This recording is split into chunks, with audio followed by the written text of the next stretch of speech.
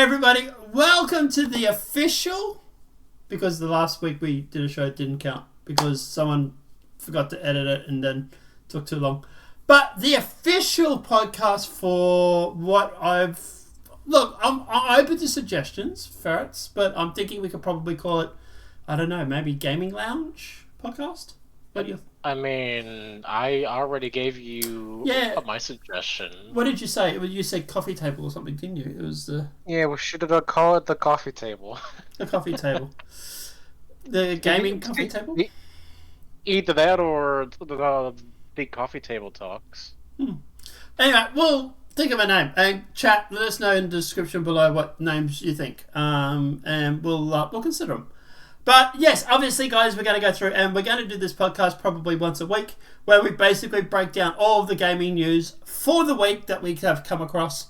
Now, obviously, it's going to be very heavily Star Citizen focused, but it's not only going to be about Star Citizen. Obviously, as you can see, the first topic, we are going to be talking about Stellar Blade.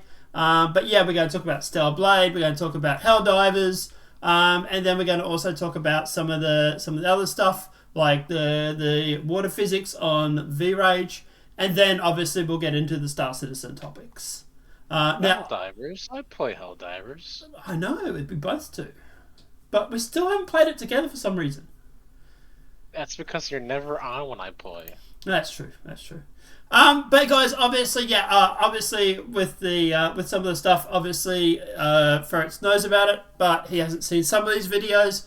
And we'll obviously clearly state that. But obviously, yes, but all the chapters will be in the description below. Will be obviously on the timeline, so you can skip to the areas that you want. But let's just jump straight into it, because the first thing is we're going to start with a little bit of controversy. Shift Up adds new costumes based on the original designs of the censored outfits to Stellar Blade. So, as you may be aware, ferrets, the costumes in Stellar Blade originally looks like, for example, here's the holiday rabbit. What I'll do is I'll share my screen in Discord so you actually get to see what we're talking about. So here's the original outfit that you got to saw for... Oh, I like that. Yeah. Oh, yeah. Stellar Blade, dude. I like that. I'm going to say, if you haven't got a PlayStation 5, Stellar Blade might be the reason for you to play it. But maybe you want to go buy one. But then, obviously, with the 1.01 patch, they went through and they modified it. And as you can see here, they've added a little bit of fabric around the hips. So there it is. And they gave her some lingerie. Yeah, so they basically went through and added some around the hips, and they added this boob mesh to obviously cover up her cleavage. Now, obviously, this is just one of the outfits. There was a lot of outfits they went through and revised. Now, the guys at Stellar Blade, the company that made Stellar Blade, I'm blanking on their name for a sec now, they went through and they claimed this censored version was always their approach. This is always how they wanted it to be. But obviously the fans went in an uproar, and there was a large petition that was going around on Twitter. It got close to 100,000 views, 100,000 signatures, I believe. And subsequently, Stellar Blade's creators have reversed their decision and are now going back to the original design. So, gamers, you've won. Well done. We obviously, I have talked about this a little bit. I fully supported the uncensored outfit because, hot damn. But at the end of the day, yes, obviously the gamers have won in this decision, and the company that has gone through and put out Stellar Blade is now putting out the original outfits and walking back this decision. Now, to be honest, I don't think this has anything to do with Shift Up. There's the company that makes Stellar Blade. I think this has to do with Sony wanting them to censor the lingerie. But, you know, at the end of the day, I think they were sort of like trying to protect Sony a little bit. But, look, we'll probably never know. But this is literally the second or third week or the second or third time that gamers have won in 2 or 3 weeks. Obviously, the big thing that we won against was the Helldivers and the PlayStation Network requiring the PSN. And then literally a week later, or a bit over a week later, we have this announcement coming out when it comes to Helldivers, to Stellarblade and Shift Up. Literally, gamers are winning right now. And I'm all for it. I think this is absolutely amazing. The fact that we're able to do this. As you can see here, some of the outfits. And right about now, Fez is probably looking up how to buy a PlayStation 5.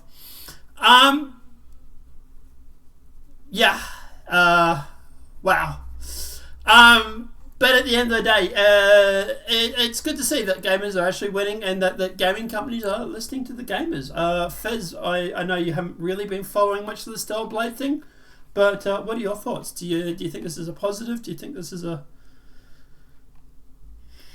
Well, judging by the outfits? I mean, I can't really say much because I don't really play Stellarblade. To be honest, a little bit the talking about this though, so. And to be honest, I haven't played Stellarblade myself either. Right? I don't own a PlayStation, but I was thinking about buying a PlayStation just to play Stellarblade. And then the whole censorship thing happened with the outfits, and I'm like, nah, F you, Sony. If you're going to do this, I'm not going to support you. And then we had the Helldiver situation. I was like, double F you, Sony. But now, if they're going through and they're removing this censorship and they're bringing in these full costumes, look, guys, I can go and play any waifu simulator I want, right? You know, they're great. You can play them one-handed. But at the end of the day, I'm not for censorship. And this is sort of bringing on to the second thing is that I can't seem to find it at the moment, but the Unreal Engine is bringing in a whole bunch of censorship in the story or in the game engine. We'll talk about that in a sec. But as you can imagine, the mainstream media is losing it right now. Kotaku has an article calling "Freestyle Blade Movement Can't Decide Whether New Outfits Are Sexy Enough." Those are some good outfits. I'm just gonna say. Yeah, she definitely has a lot of nice assets. And I have to actually play Stellarblade on my roommate's PlayStation 5. Oh, dude, I was gonna say, have you seen the demo for Stellarblade? No. We should do a reaction trailer for it one day. Like, don't watch it. We'll do a reaction to it, and we'll just, yeah, we're going to see Fez makes like happy ferret noises the whole time. But as you can see here, like, people are putting like games journalists, and they're doing like the whole Simpson meme and everything like that. You know, but to be honest, it's pretty accurate. Like, they literally were like claiming that, you know, that she doesn't have to be sexy to sell games, and they were trying to make all these stupid arguments and everything like that, and everybody was just like, look, we just want our waifu in lingerie. Like, knock it off. Like, it's so simple. And I'm really glad that obviously that Shift Up has reversed this decision. But yeah, it's ironic to watch like games journalists having a meltdown over this because, you know, like, yeah. But and this is sort of bringing into the topic that we're having here, which is now that Unreal Engine coding standards require video game studios to use inclusive language in programming and documentation. Oh, one more thing, real quick. Yep.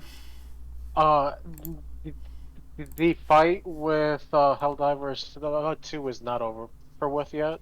No, we can touch on that in a sec. But yeah, the reason why I want to talk about this straight after is because it's sort of, I reckon it's linked to this. I reckon because of the fact that gamers keep winning at the moment, we've had a massive win on Helldivers. Obviously, like you say, it's not over. We've had a massive win on Stellarblade. I'm thinking that game engines like Unreal Engine and stuff are starting to worry that game companies are going to bend the knee to their public and to their supporters. So what do? Well, if we can't control game companies, what if we control the engine that game companies use? So, first adding to the official coding standards with the April 2022 release of the tool, the 5th version, and recently brought to light courtesy of April's 24 update, the new inclusive word choice clause sees Epic Games encourage a use of respectful, inclusive, and professional language when writing documentation and giving piece of code. Word choices apply when you name functions, classes, data structures, types, variables, files, and folders, and plugins.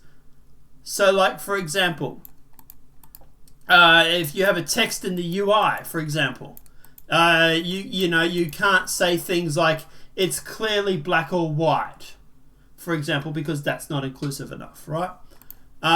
So there's a whole bunch of stuff here. I will put a link in the description below to obviously Bounding into Comics' topic here. But they say do not use metaphors or similar reinforced stereotypes. Example, including contrast black and white or blacklists and whitelists. So, for example, you're not allowed to say you're blacklisting someone, or if they do this, they're going to get blacklisted. Do not use words that refer to historical trauma or lived experiences. Like, this is a game engine. And I do have to wonder if the reason why they're doing this for the game engine is merely because of the fact that people keep winning when it comes to game companies. We've seen Shift Up and Helldivers do backflips. And at the end of the day, I'm wondering is if they're sitting there thinking like, game companies will obviously bend the knee to their customers because that's who buys their game. We can't control that, so maybe now we should control the engine. And I do wonder what they mean here when they say encourage. Are we saying that they're going to take away your license if you don't follow these rules? Are you going to be like 3 months out from releasing a game and then all of a sudden they're going to be like pulling the rug out from under you and saying, hey guys, sorry, we've revoked your license for Unreal Engine because you used the term blacklist? Or because, for example, you have a body type male or female. Like, could you imagine the ramifications of this? A lot of people are using Unreal Engine because of its advanced, it's ahead of the curve when it comes to the new engines and everything like that. But like if they have this sort of requirements in their programming and language and documentation, like are people going to start looking at Star Engine? Is Star Engine going to do this? It does make you wonder. Do you have anything to add on this, or you want to jump into the Helldiver stuff? So I have something to like add, but it also has a touch of like Helldivers on it. Mm-hmm. So the developers of Helldivers seem to have been able to sidestep this whole like issue by not including a gender in their game. Yep. Instead, they just have a gender of a brawny or lean. Mm-hmm. So yeah, that's kind of linking to what we're talking about, right? I'm not sure. Is Helldivers on the Unreal Engine? But it's like, for example, with starcitizen, I've also noticed you've got Type A, Type B bodies. They don't say male or female. It's Type A or Type B, or like you say with Helldivers, it's lean or brawn. Brawny. Yeah. Uh-huh. So they're sort of getting away from this whole male or female body types. I really haven't seen much happening or being talked about with this whole Helldiver situation. But am I surprised? No. We've been seeing this out throughout the game industry now for the past couple of years. They're getting away from like male, female body types. Anything else we want to talk about with the Helldivers, or is that basically it? Or Well, that's it for this topic, yeah. Yeah. Is there anything else on Helldivers that we want to cover, or do you want to jump on the Vrage? Currently, no. No? Right, cool. Alright, so obviously, guys, Vrage has gone through and released a video. In case you are not familiar, Vrage, this is the new Star engine for, it was not Star engine, but Space Engineers engine. So, Space Engineers was released on Vrage 2. This is Vrage 3. This is the new engine that they are building. And they've gone through and they've released this video to show us exactly how water will react in the actual, the Vrage engine. So let's just play this here. So you can see they've got like this dam, this area where there's like this water. And they've cut out some of the land. They've cut out some of the... So they've made like a tunnel. And then all of a sudden you can see the water is now flowing into the new area. Now, obviously I wouldn't take too much notice of the fact that the dam looks like it's on its side. But you can see here how hot the water is actually flowing down the mountain.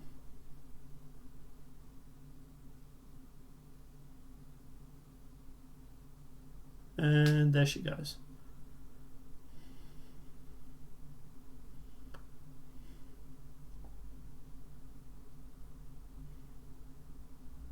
So the one thing I will notice is obviously this is still very much in development. Like I say, it is alpha down the bottom. But one thing I will notice is that it doesn't seem to reduce the water level in the previous water pool, I suppose you want to call it. Right? So like here, like you can see, it doesn't actually reduce the level. It's just adding more water to it. But apart from that, it looks kind of impressive. Do you have any thoughts on the Vrage stuff here, or parents? What are your thoughts? You look at it looks cool. Actually, that does look pretty good. And if this ever does make it into into Space Engineers 2, Yep. I'm gonna be trying to build myself a freaking hydro dam. So they have confirmed that Vrage 3, this engine, is going to be used for Space Engineers 2, I believe. They've confirmed that. I haven't heard anything, but then again, I haven't actually been keeping track of it. No, yeah. So I've been following this dev on Twitter, and I'm pretty sure he's confirmed that the new Space Engineers 2 will use Vrage 3, which is why they're actually building this engine. They're actually building it specifically for Space Engineers. But at the end of the day, like I say, look, it's still very much an alpha. You can see it's still very, very circly. You can see like the little circles there that are appearing. It's not perfect, yeah, but it's definitely impressive. And just the fact of being able to, I would like to see this main pool. I would like to see the water actually go down and out. I don't know if they'll be able to do that with Vrage or not, but they are going through. They're doing the Star Citizen approach, right? They're basically saying, well, this is our engine. This is for Vrage 2. This is the problems with it. And like, hey, let's make a new engine and let's update this engine, and then we can use this for Space Engineers 2. But apart from that, like I say, there's a lot of other things they've also gone through and spoken to or shown in the past. So let me see if I can find some of the other videos. Here is, we're experimenting with flow visualizations for Vrage 3. So this is the water flowing there, as you can see it. that does look nice, though. Yeah. There's this one here.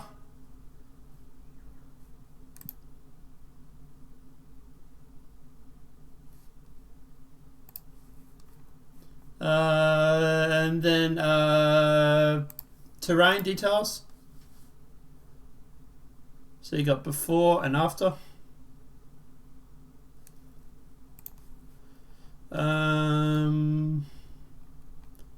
What else?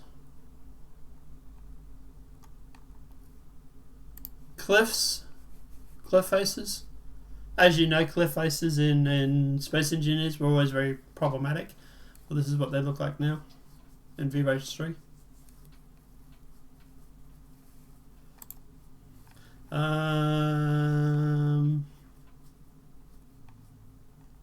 See here you can see he's literally got the Space Engineers man running in Vrage.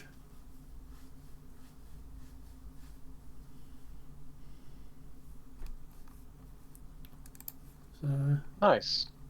it's the biggest thing with Vrage is, or Vrage 3, is them trying to remove clang, which is obviously really, really cool. When crash landing on Vrage, so here is obviously the voxel deformation.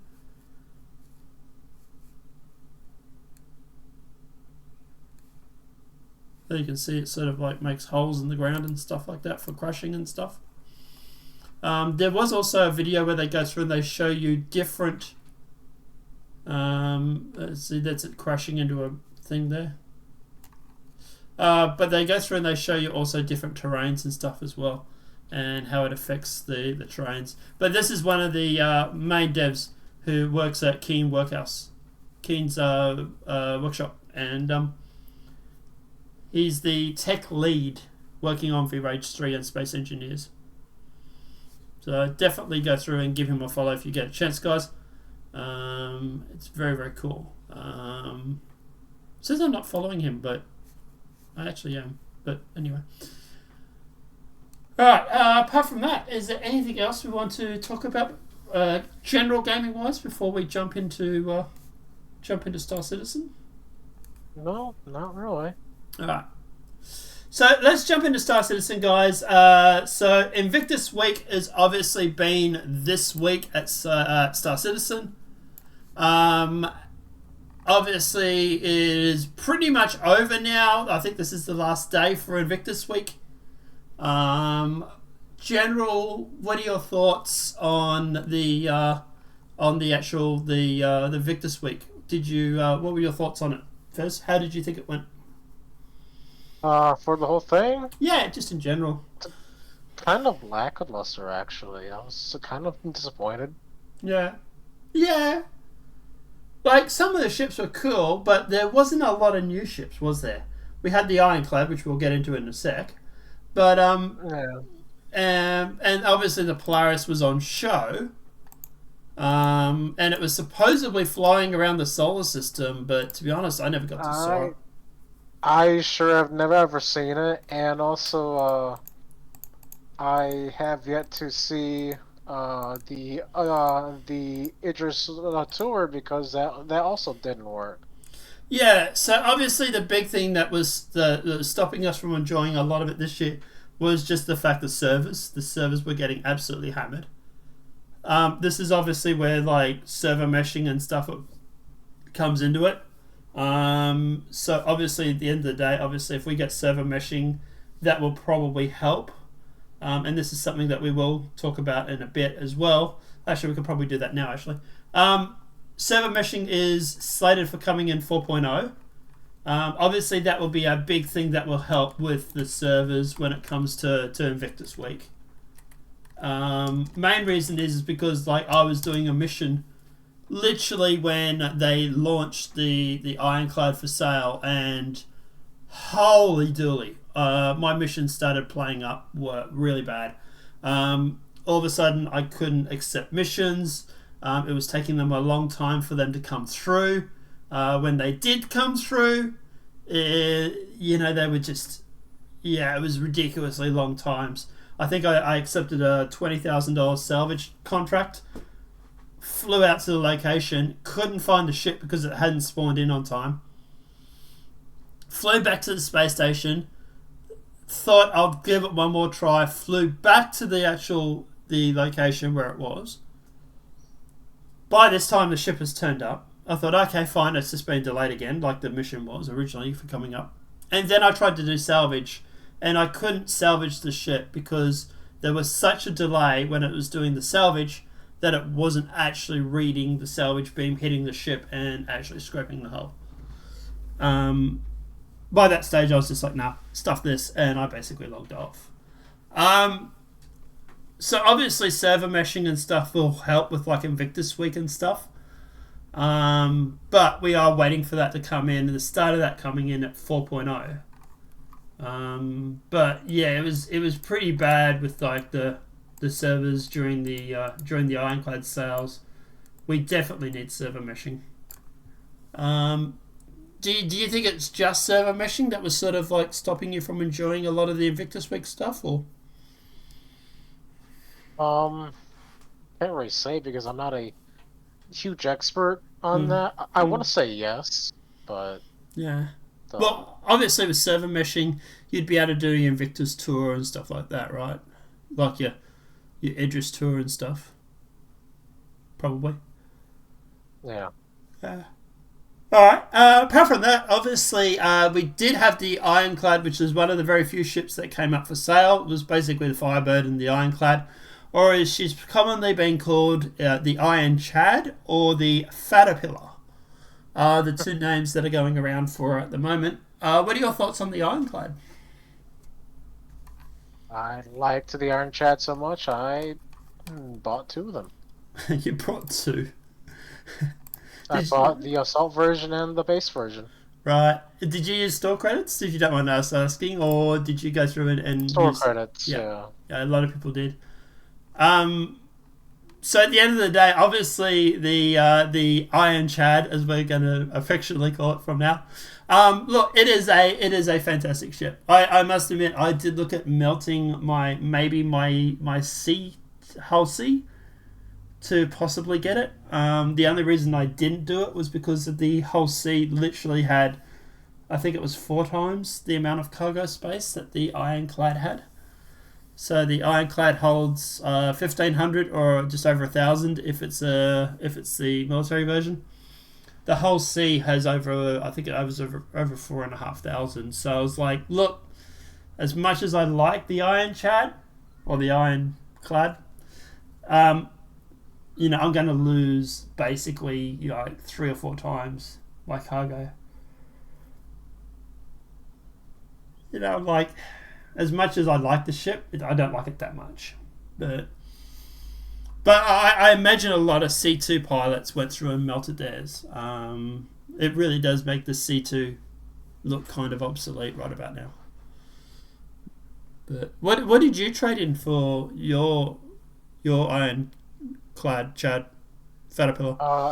I melted the Orion because CIG's not going to be working on that for the next few years anyway, so. Yeah. Oh yeah. That is RSI. Yeah, but they did, they didn't say that the Orion is going to be one of the three the RSI capital ships that they're going to be working on. Very I true. mean, there's always a next year, maybe, but like I'm not very hopeful because it doesn't seem like it's very high on the list right now. I think the big problem with it is that it's once again it's getting back to server meshing, is the fact that you need these massive asteroids, and like that's fine to say that, but to actually put these massive asteroids in game and have it so that you can actually munch them up without killing servers is pretty hard to do. Um, So, have you been to the Pyrogate Rekka site in game? the Pyrogate Wrecker site, no. Yeah, there's a so there's a wreck site near the Pyrogate, Right. and it has these absolutely massive asteroids in there with like caves in them that you could just fly through, and it's That sounds kind of cool, yeah. actually. hmm Actually, speaking about that, I'm actually gonna I'm actually gonna go check that out after I'm done limping my way through this bunker. I may have got shot in the leg and arm, and I have T1 right now, but Fez is dying, everybody. Um, Yeah, I must admit, actually, after the show, I probably should go and check it out. We can make a video on it. But Yep. yeah, but obviously that's like they've probably got say 50 of those or 20 of those massive rocks. That's fine. But if you're going to start bringing the Orion in, you're going to need 2,000 of those. That's where you start needing server meshing because you need those numbers. Also, I imagine the Orion is probably going to be more useful when it comes to other systems like Pyro or the Nynx system, where you're going to have a lot more of those bigger rocks as well. So maybe that's why they're not working on the Orion. I'm just guessing here. Well, all that I can say is that if they do surprise us by starting to work on the Orion and they're gonna bring that out, let's just say you're gonna hear me singing some mining songs, and people might get offended. Can we start singing like ship shanties? There once was a sailor. No, it's actually gonna be, what do you do with a drunken sailor? What do you do with a drunken sailor? But at the end of the day, look, obviously they are working on the RSI selection at the moment. Would they be working on the Orion maybe in secret? It's possible, I suppose. But like you said, there's been nothing that has gone through and indicated that that they've been working on it. Obviously all the ships do need a pass. This is obviously getting into things like the Avenger or the Caterpillar, right? The Avenger, for example, to access the ramp, you basically go up to the ramp and you have to click on it. There's no buttons or anything like that. With the Caterpillar, there's obviously components that are in sealed rooms that are, you're like, well, how am I going to go through and replace this tier 3 shield generator? I can't get it through the door. Or how am I going to replace the engine stuff? And they've mentioned this in the past, saying that this is obviously very problematic. The fact that these Caterpillar components are literally blocked behind these compartments. So, if it's a Drake ship, then it's pretty simple. You just cut a big hole in the side of your ship. You remove the component, replace it with a new one, then you just weld the hole back shut. Problem solved. It's Drake after all. Any Drake views expressed by Ferret's his own and not representative of the podcast. I own a freaking Iron Chad Assault, alright? Well, that's true too. This is the first Drake ship that I'm actually going to say looks pretty awesome. All the other ones just look flying junkyards. And you will notice too that at the end of the day, with the cockpit and the back room, it does look a lot more like it's opened.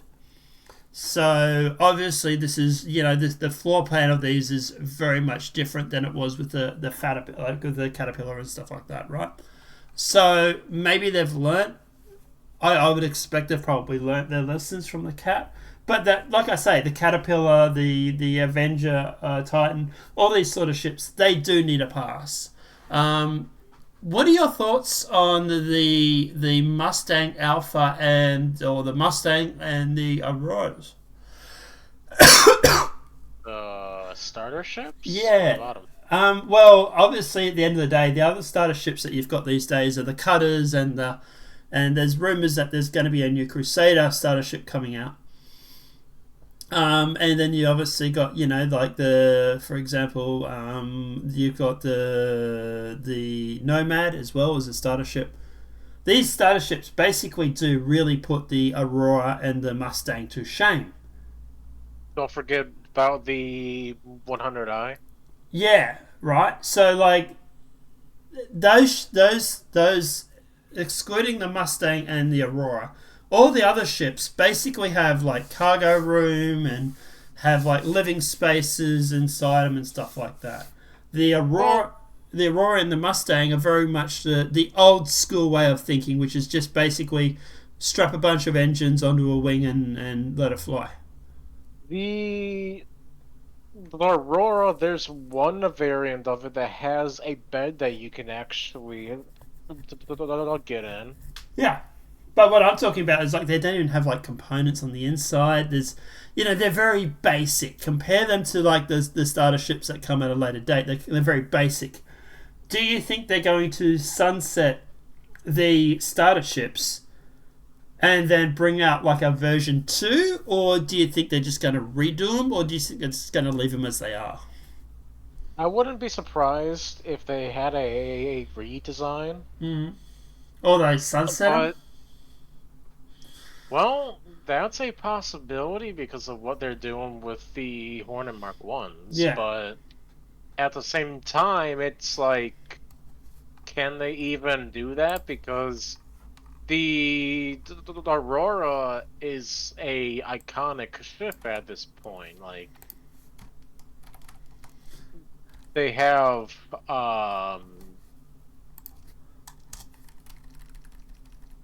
trailers for it and everything. Yeah. Well, that's what I say. Maybe they'll go through and they'll do the sunsetting of it and bring out the version 2, maybe. I don't know. I'm just thinking. I'm looking at these Auroras and Mustangs, and I'm like, to be honest, there's no reason for people to have these ships.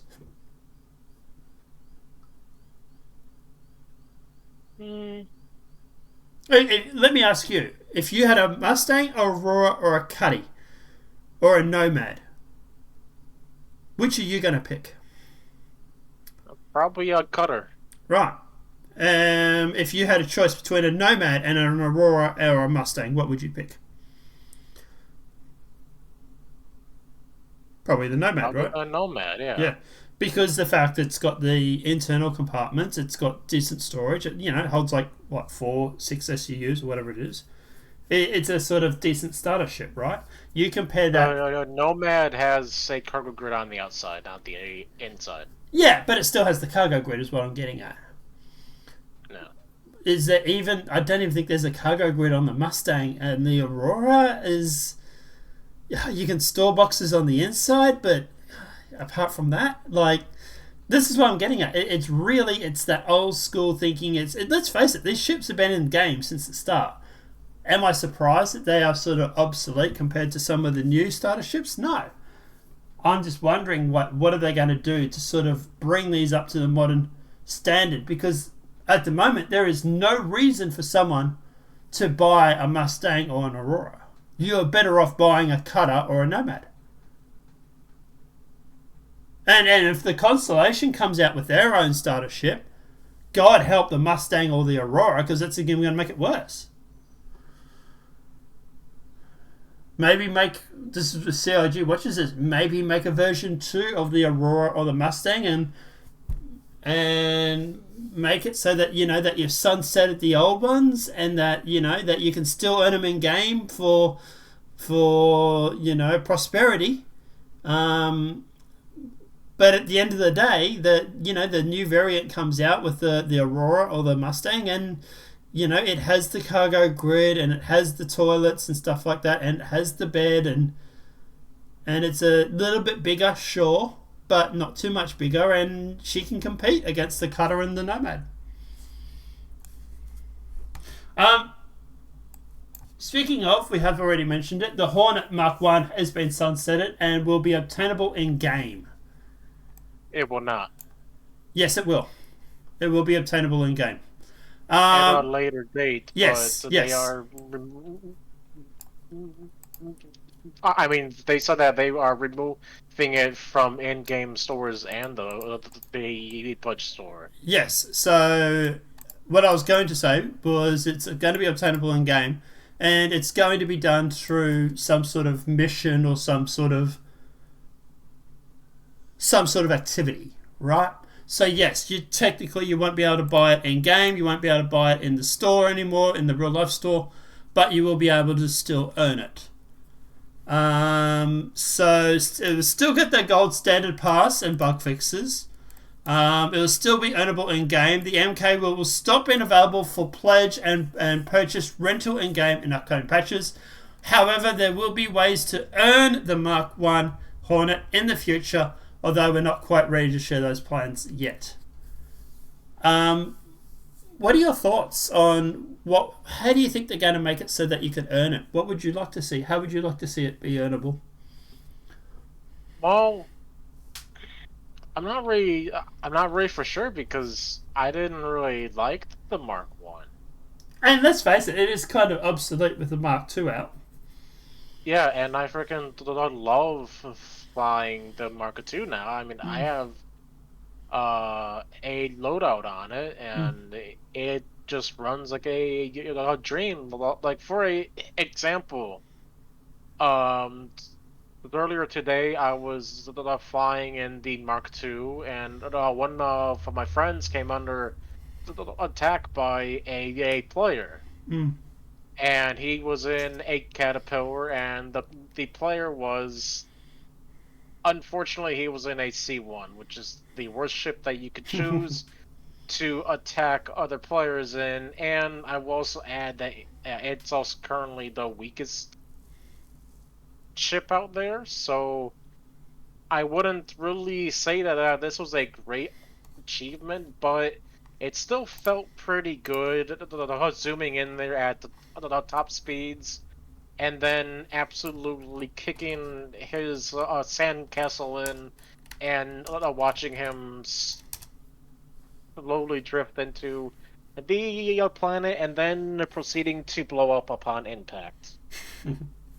Yeah, That did feel pretty good. the C2, especially at the moment, has like obviously it has a lot of its components coming in, and especially with engineering gameplay too. It's really good when it goes into soft death. But yeah, I would say, look, obviously someone's come in with the C2 because their plan was quite simple. We attack you with the C2, and then we can throw the cargo in the ship and fly away. Oh, did I say C2? I meant C1. I'm sorry. Oh, right. Gotcha. Right. Yep. Yeah. Well, even the C1s. I don't know. I like the C1. Just doesn't have... Yeah, but Yeah. the C1 is very weak, and it can't dogfight for anything now. I mean... No. It's a cargo ship. It's not a fighter, right? Yeah, but... Yeah, I mean, like, it took me, like, less than less than 20 seconds to disable one. Yeah. So, yeah.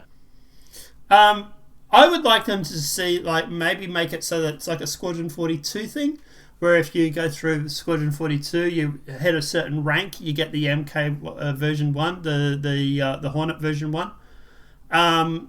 Or maybe make it so that, like, there's a mission where you've got to do, like, this massive quest line, like the Xenothreat thing. And at the end, you have to go and find, like, the Hornet to, like, salvage it. And that by salvaging it and bringing it back to the space station, it then becomes yours. And that's how you unlock it, maybe? Maybe. Something like that would be kind of cool. But any other thoughts on the MK1 before we jump into the next topic? CIG did say that they will be replacing the Mark I Hornets with the Mark II variants in the future, so a Hornet Mark II Ghost variant sounds pretty good to me. So yes, we intend all of the F7 Hornet Mark I variants to have a Mark II edition. Stay tuned for more updates. Alright, let's jump on to the next topic, which is basically Drake, the next ship manufacturer to get capital ships. Are you sure about that? Well, it's a topic. Oh. Yeah. Right. So, obviously we don't know... I knew that. Yeah. Obviously we don't know anything specifically when it comes to this sort of stuff. But there have been a few hints where there's sort of like... They talked like about the Ironclad. They've talked about the fact that the Caterpillar and how it needs its rework, and they also mentioned about how the Ironclad also gives them the pathway to doing the Kraken. So, do you think that Drake will be the next ship manufacturer they were going to work on, or do you reckon they're going to jump onto Crusader, or what do you think? Well, if you think about it, it kind of makes a sense for them to move on to Drake, because if you think about it, really, they are the only manufacturer that has a capital ship, say for the Banu Mm-hmm. and maybe the Orion, but like neither of those aren't really being focused on right now. So like, other than the Kraken, you have the RSI, which they are being made first with the first three capital ships, the Polaris Galaxy and then the Perseus. After that, you have like Aegis with the Idris and the Javelin, and those are on track to be pretty much completed and out of the door in the very near future, so we don't have to worry about those. Yeah. After that, like, what other capital ships are left? You have the Banu, but last we heard that's not being worked on. True. You have the Orion, but again, that's not being worked on as far as we know. The problem with the Banyu is that there's not a lot of ships. The Banyu only really has two ships, the Merchantman and the Defender. Yeah. So at the end of the day, you know, like there's no freighters, there's no medium or heavy fighters. There's really nothing when it comes to the Banyu except those two ships. Right. So if you're going to work on them as a manufacturer, it's going to be a pretty quick job. But keep going, sorry. Yeah. And the only other capital ships out there, to my knowledge, are things like the Crucible, the Pioneer, the Endeavor, and those DD mechanics aren't being worked on for those yet either. Well, the Pioneer's been worked on for base building. Well, yeah, but I mean... But the Pioneer's RSI, isn't it? Is it is who makes the Pioneer? Is it RSI or Crusader or who makes Constellation? Constellation Outland or something like that. Right, gotcha. Yeah, so they also make the Mustang, right? Yeah, they also make the Mustang. Right. So at the end of the day, I don't know. Well, this sort of like leads back to the topic of maybe we'll get a variant, Mark II variant of the Mustang. Maybe. I mean, either that or the Mustang will get a redesign because of how I don't know. They come out. I don't know if you can, because the thing is that you've sold the ship the way it looks. Yes, you can get away with slight variations on that, but if you're going to go through and do a massive redesign where you're adding a cargo grid and everything like that, you could possibly open yourself up to legal battles. Because people will be like, well, this is not the ship that I've pledged, and now you're changing it. So it'd be far safer for them to do a Mark II variant. The thing is, like, if they change the ship, but they don't charge anyone, is it still a big problem? Yeah, it is, yeah. Because people have brought the ship thinking it's going to look like what it is. And like I say, you can get away with slight changes. You can turn around and say, like, oh, ship metrics and stuff like that. But, like, we're talking about the fact that they would possibly even add like a cargo grid to it. That's a major change. You're going from 20 meter or 10 meter or 15 meter ships to 30 meter ships by that stage. So that would be a massive problem. I would say that the only way they could possibly get away with that is putting in a Mark II version of the Aurora, and then possibly going through and maybe giving people the option of a free upgrade, or like a couple of dollar CCU. But here's another thing, right? Is that they bring out the whatever its name is, Outlander. There's not a real sort of language that these ships all have. Like if you compare like the Mustang and then you compare like the Pioneer, they look like different ship manufacturers. Now, you can make the gap, or you can make the average, you can make the argument, sorry, that there's a massive gap in age, and that's why they look very different. But this is what they're starting to do at the moment, is they're starting to go through and they're starting to standardize a lot of their design when it comes to these manufacturers. So it makes you wonder, are they going to go through, maybe build the Pioneer, because they always do the capital ships, get that ship looking like how they want it, and then use the body language from that to maybe make the Mark II version for the Mustang. I don't know, what are your thoughts? Maybe, yeah. I mean, I suppose a Mark II variant could be in the works. Mm. But do you think they're going to do Drake first, or do you think they'll start with some other? Well, if they start developing the Ironclad, then it's a pretty safe bet to say that they will probably continue on with the Kraken, because they could use the assets from the Ironclad to work on the Kraken. Yeah. So I mean, it's really hard to tell, because CIG does what CIG does, and it's harder to predict sometimes. Yeah. I would say, I don't know. We have unless you have inside information like some people. No comment.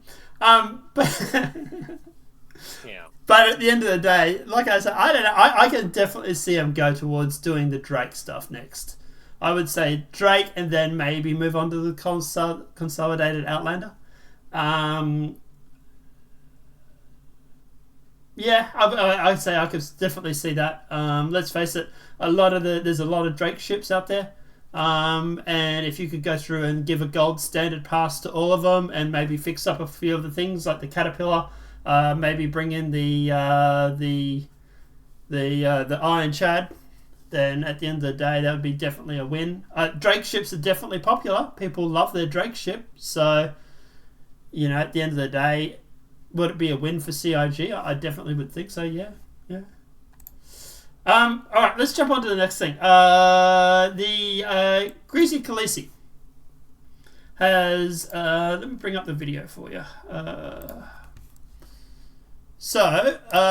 Greasy Khaleesi went through and has gone through, and he's had enough of dupers.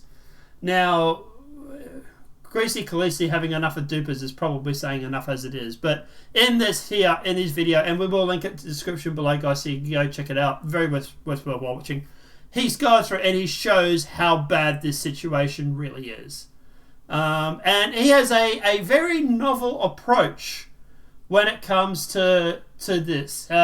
He basically kidnaps Xenothreat guard and drops him off in the social space of Area 18. So he goes through and he brings him aboard and drags him all the way through the complex, all the way through Area 18, and then basically puts him into the TDD center, gives him a gun and revives him. And then runs. And then he runs away. And as you can imagine, a lot of the dupers, because my understanding, I haven't looked up how to dupe. I'm not interested in doing it. But my imagine is that you have to do it with the TDD at Area 18. I presume it has to do with how you park your ship and where your ship has been parked in that TDD center. Because at the end of the day, my understanding is that the dupers, they need to use this specific TDD. Right? Because of location and how close it is. So you can see these guys are running in, trying to get to these terminals, and all of a sudden they're getting shot by a Xenothreat. But someone has decided to put into the middle of the TDC. And he tries to warn this guy, saying hey guy, this is not safe. But this guy is like, I need to sell because this is the only place I can dupe. I presume this is how it works, and Khaleesi is like, okay, well, you're just going to die then. And you can see him, he's running away, and He's trying to run away before he gets shot, and then you can see obviously the guard up in the other corner, and he just starts shooting at him. But what are your thoughts on the? What are your thoughts on this? You have any thoughts, any opinions? Well, I hate the dupers with a passion because they are ruining our game. They're ruining the economy. Yeah. Yeah, and this is what I was saying when I was on Salty Mike's thing, was that I tried to sell at so many different locations and couldn't because of the fact that there was no supply. And obviously you can see in this video, guys, they just keep running in here. Some of them are running in sperm suits, others are running in their gowns and just trying to sell before they die. Now, obviously, at the end, this Xenostroke guy does actually end up getting shot and taken out by by ArcCorp Security. I believe ArcCorp Security ends up killing him in the end. But yeah, it's for a start, it's great to see that the AI is actually working to the level where you can actually do this now. Could you imagine trying to do this 3 or 4 patches ago when the AI wasn't working? But yeah, at the end of the day, it's it also just goes to show that how desperate these dupers are, where they're literally risking getting killed to just sell their stuff. And these guys are basically doing this so they can sell the in-game currency for actual money. Yeah, yeah. And the reason that I know this is because I was on the website last night of like Etsy. Yeah. All right. Yeah. It's a website that's mainly known for people selling handcrafted products. All right. Mm. If you go there and you type in starcitizen, the first 20 options will be UEC. Yep. The same with eBay. I presume, I know for a while back when they were doing the duping that they were selling it on eBay. I wonder if it's on Amazon. Well, I wonder if it's on eBay right now. You could double check that for us, please, if you can, because it is on. I mean, yeah, it is on eBay because that's where it all began. Was on eBay. Yeah. I wasn't sure, so I just wanted to get it confirmed. But yeah, at the end of the day, look, obviously this is very funny. Full credit to Greasy Khaleesi for doing this. This is hysterically funny and a great idea. I can confirm it is not on Amazon, so that's it's not on Amazon, right? Yeah. Yes. What about eBay? Did you check eBay for us? Yeah. While he's doing that chat. But at the end of the day, this is just hysterically funny. It's just funny watching this go down. And like I said, guys, we will link Greasy Khaleesi's video in the comments below. Please do go give it a like and a follow. And he does make some amazing content. Obviously, he is more normally the parody type of content. But at the end of the day, it's good to see him actually, like, even he's sick of these dupers. So, yeah. But how do we go with the eBay thing? Couldn't you find it? No, because I'm being shot at. You're being shot at. Oh, okay, gotcha. Alright, let's jump on to the next topic. But, I mean, fine. eBay. No, if you're being shot at, it's all good. I mean, I've already died, so. Ah, gotcha. Right. eBay and first 1, 2, 3, 4, 5, 6, 7. The first 8, 9, 10 options are UEC. Right, okay. The top pick options is UEC. Yeah, it's just freaking UEC. Gotcha. Yep. So that's why they're making the money. Alright. Although, I can also say that for $450, you can get the F7A Hornet Mark II with LTI. So let's talk. Such a freaking scam right there. So let's talk about this, because obviously this duping has caused a serious problem. It's unbalanced the economy, everything like that. Do you think they will go through and wipe in 3.22.2? Which, by the way, chat, is supposedly coming out in the next day or two for Ironclad. Or do you think they're going to wait for 4.0? I freaking hope they are going to do that. I am begging for them to wipe. Mm-hmm. It will sort of like if they do wipe or not, I don't know, but they would be stupid to not wipe. And look, obviously, look, you and I have been trying to grind out some of this money fairly and honestly. We've done a few missions. I'm up to, I think I was up to 180,000. I'm not sure what your account was up to before that.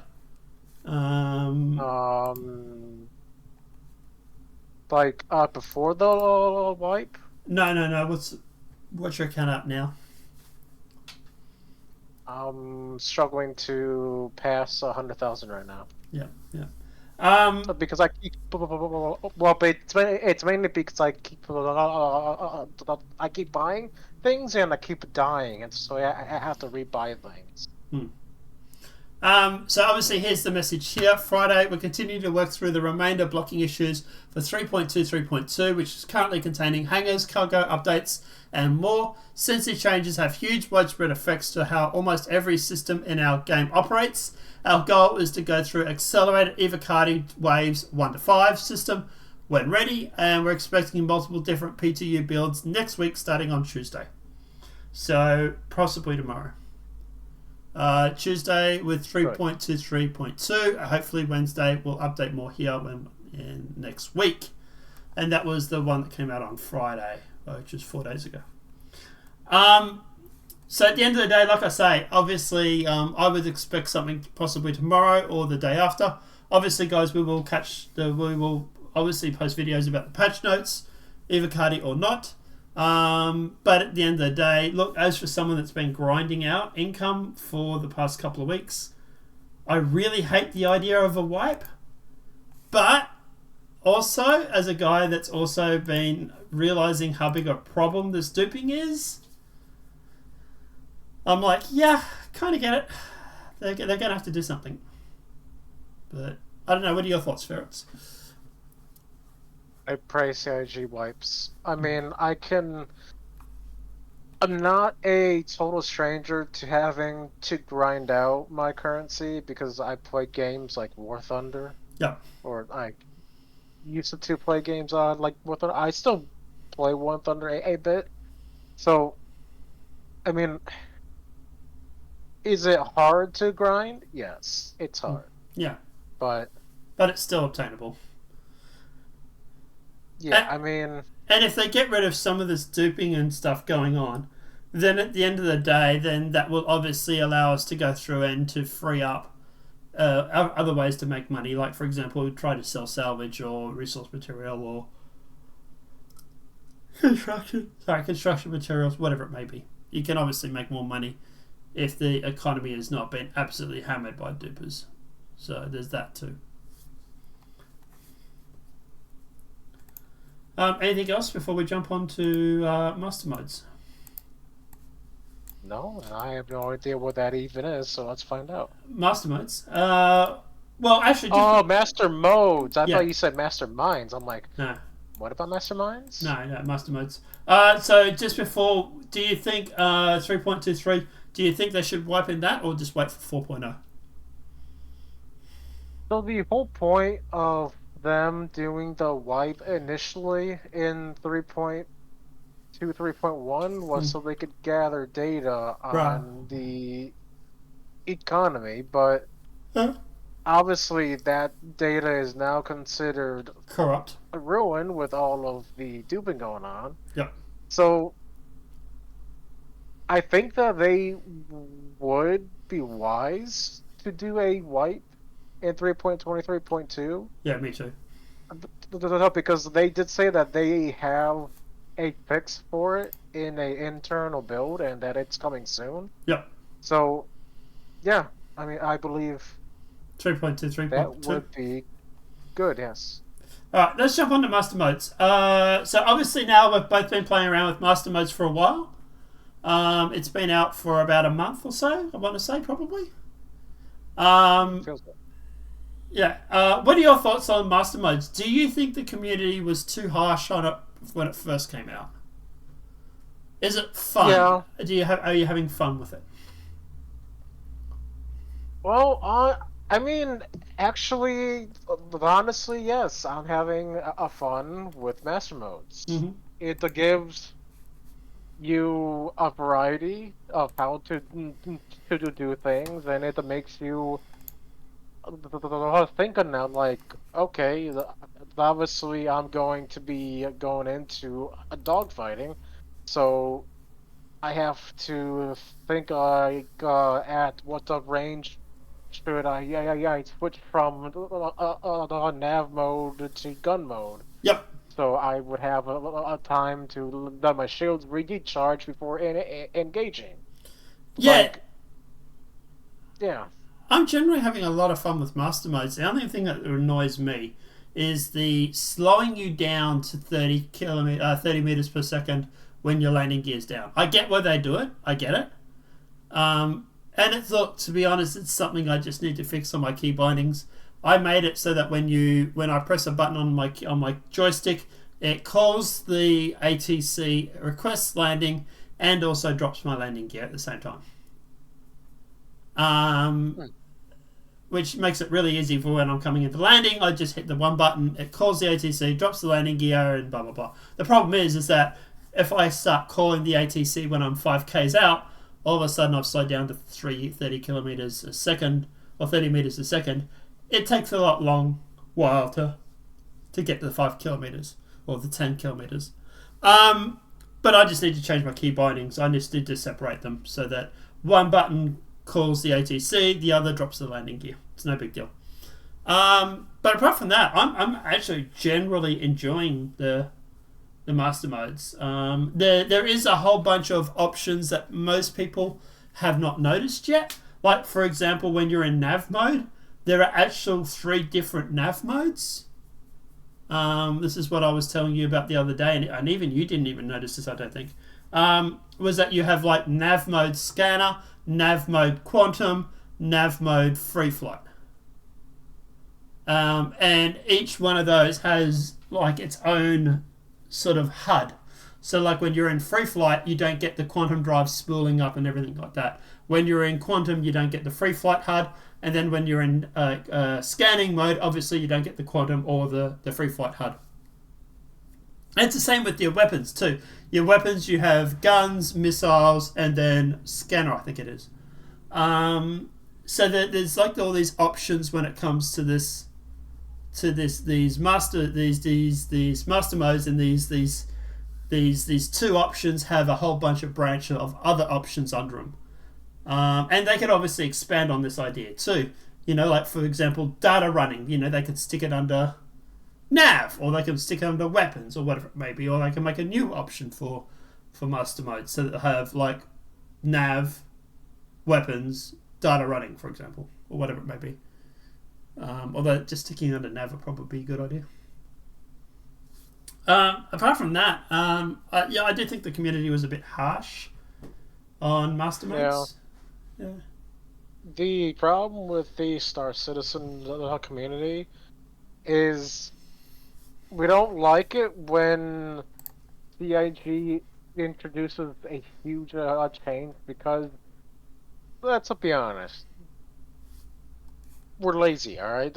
We don't like change because it means we have to relearn how to do things again. And yeah.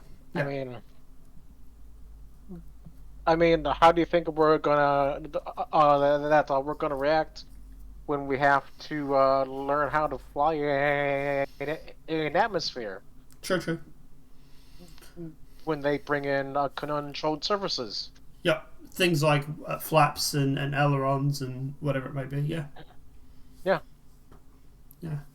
All right. Let's jump on to the next topic. So, obviously, at the end of the day, Inside Star Citizen or Star Citizen Live Q&A had this to say. I will bring it up on the screen. Had this to say regarding guns and ammo pooling. backer questions. We've separated the questions into a couple different sections for a couple different gameplay features and stuff. We're going to start with an oldie, refueling. Refueling and rearming. We'll combine the two there. This question from the community simply says, how is rearming out in the field supposed to work? If we land our fighter in a Polaris, for instance, how do we restock? So if you run ballistic ammunition, we will allow you to restock the ballistic ammunition. And the way that it will work is you will buy ammunition containers that then you will use to refill the pool of the ships that you either landed, or if you even have like a capital ship or a bigger ship, you will be able to put those boxes with the ammunition inside. Right now it's a dedicated slot, but it's subject to change, and then it will basically drag the ammunition out of it and then basically put it to the pool. One change that will come with that is that we will, so this is something that is coming sooner than later, which is we will unify the ammunition size, and that's just for the fact that we don't want to have you bespoke ammunition, for example, for your bearing Gatling, but we want you to share the ammunition between different weapons that share the same size of ammunition. For example, a size 3 Gatling uses the same round size as a size 2 repeater, and it uses the same size as a size 1 repeater, so you can plan your loadout accordingly if you just... So that caused a lot of people to be like, wait, what? Like, why are you saying that all guns are using the same ammo? And he has gone through and since clarified this. So here he is here on Reddit. And by the way, Reddit still has not given him the dev badge, by the way. But this is actually what I wanted to say, but I misspoke. So the idea is weapons will share round sizes that players can choose to weapons to pack to reduce the amount of ammunition variances you need. For example, a size 3 Gatling has a 70mm bullet, like a size 2 repeater, and a size 1 cannon. So your size 1 cannon can shoot the same 70mm round as your size 3 Gatling. So, for example, the best way to put this in real life example is like your 9mm bullet, right? Your 9mm can be in a Glock, or it could be in like different weapons. Same as like a 45 shot, right? It can be in a certain weapon, or it can be in several other weapons as well. It's the bullet sizes are different. They will have like a 70mm, a 50mm, a 40mm, whatever it may be. But some of those weapons will use the same weapons bullets as other weapons. And this is where he's saying that your size 3 Gatling gun will have a 70mm bullet, as well as the size 2 repeater as the size 1 cannon, but then the size 2 cannon might have the 100mm bullets, for example. What are your thoughts, opinions? I only have to ask is, are we getting these ammo cans when the Polaris drops? Because that one would be cool. Yes. Oh yeah, it's definitely going to be very, very cool. You're going to be able to, from what I might or might not have heard, what you're going to be able to do is to walk up, pull out the empty canister, and then slide in the new canisters, which will have the bullets in them. So there'll be like an ammo container. So you'll walk up to your Gladius, eject the old canister, slide in the new one, and that will refill the ammo. I can only get so excited, gamers. Settle down. Oh yeah. So this would essentially be opening up to a possibility of the Vulcan, the yes, the refuel, rearm, and repair ship. yes. Yeah. Okay. And look at the end of it. And look, to be honest, this is all due to, I believe, it's modularity, and it's opened the doorway for this. Because now these are just modules. That's all they are. They're modules. Modules with ammo counts. Where before they used to have to cheese it a little bit, and they used to say that the container was a part of the ship and blah, blah, blah. Well, now they can go through and actually say, well, no, actually now, because of modularity, we can have these ammo canisters. So now I'm just imagining John standing there in a room with a whole bunch of bullets, reloading ammo canisters. So, like, you didn't mention, though, like, is this gonna come when they drop the Polaris? It's going to come before then. Oh, so, like, in 4.0 then? It's coming. Well, like he says in the video, it's coming sooner than you think. They have already brought modularity into the game already with the Redeemer now. Now it's just a case of modularity is working. Great. Yep. Now just put it in everything. Put it all in the ammo canisters. Put it into the ships that need modularity, which is now giving us the galaxy and everything like that. So basically, you're gonna see and tell me that, like, CIG is gonna become like that one meme with Oprah Winfrey, where she's like, "You get modularity, you all get modularity." Pretty much, yeah. Everybody's getting modularity, and this is going to open up the game so much. Don't get me wrong. I hope so. It's going to cause a little bit of work, but at the end of the day, like, this is not just. We're not talking about just ammo canisters here. We're talking about air canisters, oxygen tanks, fuel tanks, all this, batteries, right? The reason why we don't have batteries in the game at the moment is because they're not, because of modularity. You imagine you walking up, pull out the old battery because your battery cell is dead, toss it in the bin or chuck it out the window, chuck it into the nearest star, and you replace it with a new battery. That's modularity. So we can't recharge our batteries? Yeah. I'm just saying, like, if there's like damage to the battery cell or something like that. I'm just theory crafting here. Well, if it's damaged, repair it with a multi-tool. Come on, gamers, get in your head. But that's the thing, right? Like, for example, like, if you come across a ship that has these batteries in it, and you'd be like, oh, I need a new battery cell. Zoink, and you pull it out.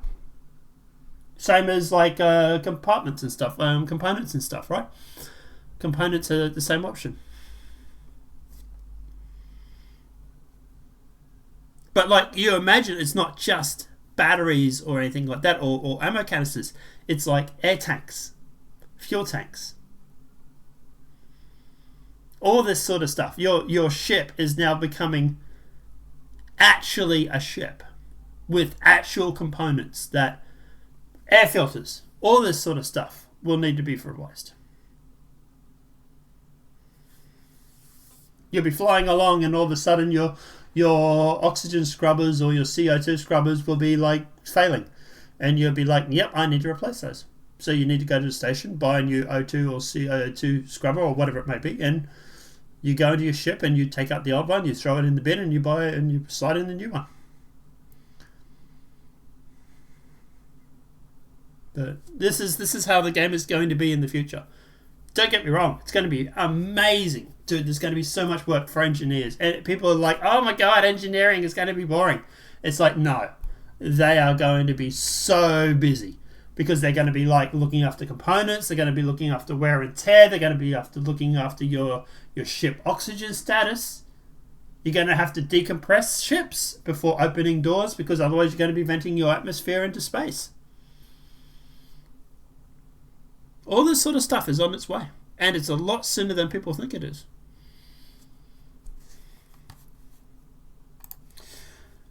Alright, well, shall we continue on? Yeah. Alright, so John Crew, speaking of modularity, John Crew has also gone through and confirmed when it comes to, let me see if I can find the option. Here it is. Modularity regarding to the Caterpillar. So someone that says, yeah, wondering about this all day. Only reason I still have a cat right now is the modularity show shown in the past Would be great to have an update on this. And he has responded. Still planned to let you swap out individual pods. No further details on what the pods or modulars at this time. It's likely we'll also make it so that stopping or swapping, so straight swapping rather than creating a stubby pillar or an infinite long pillar. Now, by the way, John, you need a better name than infinite long pillar. I like the stubby pillar. Sounds great. But you need a better name than infinite long pillar, right? Maybe long pillar. But I was going to say, here he's basically saying is that with your caterpillar, is there, 5 modules? And then there's the engine module? Is it 4 or 5? I think it's... the caterpillar? Wait, yeah, what? the caterpillar. Is there 3 or 4 sections? So there's the front section, the nose. Then there's the storage sections. And then there's the engine section at the back, right? Regardless of... Yeah, I think it's... There's like 4 sections, I think. What? Yeah, I think there's 4 too. So what he's basically saying is that with your caterpillar, you won't be able to go through and remove some of these sections to make it 3 or 2. You won't be able to make it shorter and you won't be able to make it longer. What you're going to do is you're going to have to go through and do a straight swap. So it'll still want you to put these modulars in, and then you'll be able to go through and you'll be able to swap them for medical or dropship or troop transport or vehicle transport, whatever it may be for the caterpillar. So like you'll have the nose cone or the front section, and then you'll have, like, for example, you'll have the drop pod with the cargo, and then vehicle maybe, for example. And then you'll have the engine. You won't be able to go through and make it 2 or 3 and make it shorter, and you won't be able to add sections to it. So the caterpillar itself will always be the same length. The only difference is what's the modules in that same length. Am I explaining that well, or am I just being... Oh, you're doing good. Yeah. So at the end of the day, I like this. I like this suggestion. I think it's great. And at the end of the day, I like this idea. So I see these modules as more of a thing that attaches to the shell of the caterpillar. I think the caterpillar will have these struts and stuff that make it the same length. And then the modules just simply get attached to that, and that's how it attaches the modules. But yeah, I like the idea of the fact that you can't make this infinite long caterpillar with like 20 modules or make it a short pillar with like 2 or 3 modules. What are your thoughts?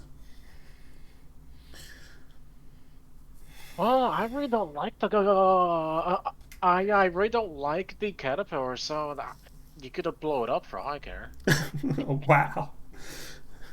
Drake people are Drake people are going to be loving you in this podcast. Well, I do love the Iron Chad though. So he loves the Iron Chad, everybody. He just hates everything else, Drake. Pretty much. Well, the verdict is still in for the Kraken. Yeah, that's true too. Give Ben your Benjamin. That one can also blow up. I really don't care about that. Wow. Okay, we're about to have some beef here, everybody. All right. But I have the 3 loves, all right? Idris, Polaris, and the Iron Chad. And by the way, all ships go boom boom except for the Iron Chad people. Just, he obviously definitely has a type. The big and thick, yeah. Yeah. He likes the big, thick women.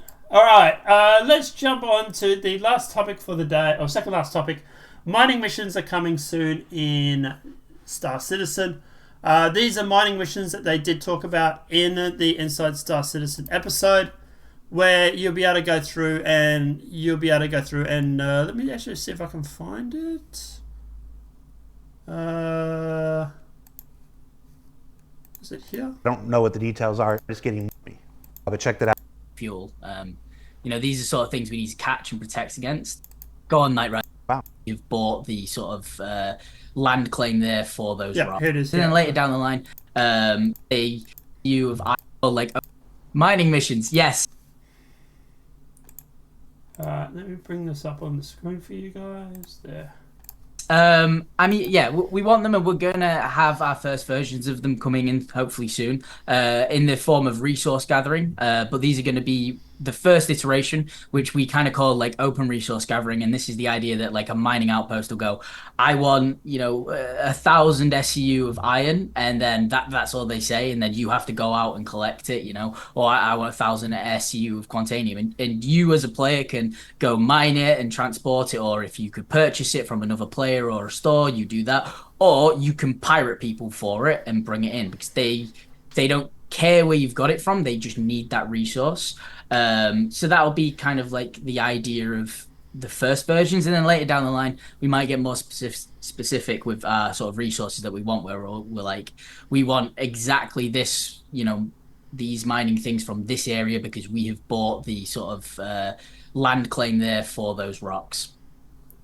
And then there's all that talk about, we've talked before about how the mission system could potentially plug into like a quantum and stuff, and when a resource is needed, for a particular station or something, it could generate a mission, for that stuff. Yeah, exactly. Like this is it's static because we have to pre-set up all of the data, but the idea is that it's all there. So when the sort of quanta star sim, whatever it's called, system comes and hooks in, it'll just take over and start generating these on its own and balancing these based on like the needs of the universe, and it will react to what players are doing. And that's not to say that missions are the only way. Like when these missions come online and stuff, and as there are more salvage missions and more mining missions, that's not the only way. Right. So there he's talking about missions and for the mining and stuff like that. There's a few takeaways here. For a start, sounds like Quantum or Quanta has been renamed. He started to say Quanta there, and then he called it Star Sim, whatever we're calling it. So at the end of the day, it sounds like it's getting renamed. Thank God, because I always hated the name. But secondly, obviously with these missions, this is where basically you'll be able to go through and be able to, for example, you might have 100 kilos of iron at your bunker or at your hangar, and a mission will come up saying, hey, we need you to deliver 50 kilos of iron, and you'll be like, hey, I've got that. I've got 100 kilos at my space station or at my landing zone. You go, you pick it up, you throw it in the back of your C1 or your Caterpillar or whatever it may be, or your Caterpillar or your Iron Chad, and you take it over and you sell it. But you'll also be able to mine for it as well if you need to. I presume there's going to be some sort of time delay on it. Also, you'll be able to go through and steal it too. So, if there's stolen goods or whatever, it really is going to depend on how you want to go through and get this material for people. What are your thoughts on these mining missions coming into the game soon, TM?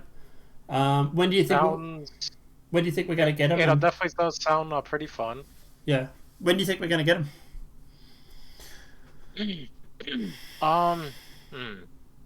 Maybe 4.0. Maybe 4.0. Maybe 4.1. Before that. No, I don't think before that. I would say 4.0, 4.1 maybe. It sounds like there's something they're already starting to flush out, but it doesn't seem like they're too flushed out at the moment.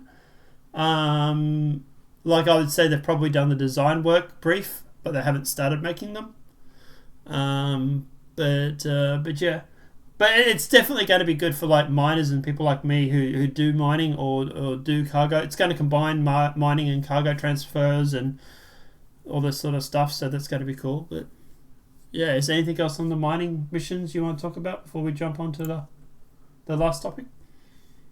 No. Not currently, no. All right. Obviously, guys, the very big news for the day: Star Citizen has hit their record funding. They have hit over $700 million. Let me refresh this page for us now.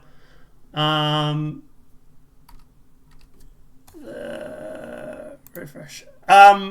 So at the end of the day, it is currently sitting at $701,102,508.